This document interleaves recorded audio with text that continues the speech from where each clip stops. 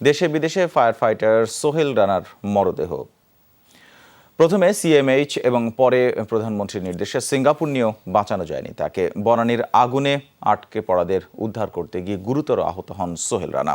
সোমবার ভোর রাতে মারা যান পরিবারের একমাত্র উপার্জনক্ষম ব্যক্তি।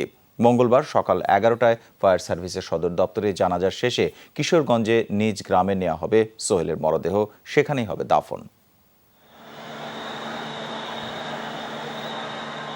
দাউ দাউ করে জ্বলছে বনানীর এফআর টাওয়ার।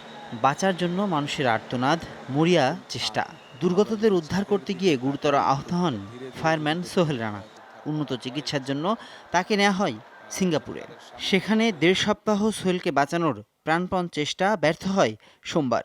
ভোরে মারা যান লড়াকু এই মানুষটি। শহীদ যেভাবে রাখতে চাই না, আমাদের বাইকে আমরা এইভাবে রাখতে চাই। আমি ডিগ্রি 2য় বছর পড়ি, আমার বড় ভাই ডিগ্রি 1ম বছর পড়ে, আমার ছোটো ভাই দেলোয়ার ও ক্লাস নিউটনে পড়ে। তো ভাইয়া যেটুকু বেতন পাইতো এটুকু বেতন দিয়ে আমাদের 3 ভাইকে পড়াশোনা চালাইতে অনেক স্টাফ হয়ে যেত।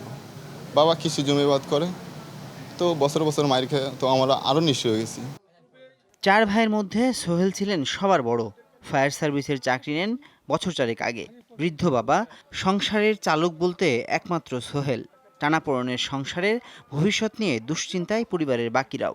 সোহেল দুজি বেতনটা পায়া দিত, তখন তারা 4টা ডাইল ভাত খেতে পারতো, না দিলে খেতে পারতো না। এখন দুনিয়াতে নাই, ওর মা বাপ যে স্যার কী বা খাবে তা আমার বাসায় আর বলা যাচ্ছে না। আর আমি তার ভগ্নিপতি হিসাবে তার কিছু হেল্প করতাম। আমি তো আমারও তো একটা সংসার আছে। জমির পরিমাণ তো নাই, বাড়ির হয়তো একটা বিটা ছিল, ওইটা তো ওরা থাকে। হ্যাঁ, তো বাড়িতে গেলে প্রায় সময় আমরা বলতো, আমি বলতাম বন্ধু সাহেব যে কি ঠাট্টা করতাম, বিয়ে সাথে করবি না, তুই তো আমার বাড়িতে গেছস। কুর্মিটোলা ফায়ার সার্ভিস ছিল সোহেলের সবশেষ কর্মস্থল। আগুনের খবর শুনলে কখনোই থেমে থাকেননি। বনানীর আগুনেও তাই ছুটে গিয়েছিলেন কুর্মিটোলা থেকে, কিন্তু সেই কর্মস্থলে ফেরা হলো না তার। সবসময় হাসি মুখে ছিল, ওকে ডাক দেওয়ার সাথে সাথে দৌড়াই আসতো। আমি অনেক অল্প কয়েকদিন পাইছি, তারপরেও সে অল্প কয়েকদিনের মধ্যে তার সাথে আমার ভালো সম্পর্ক হয়ে যায়।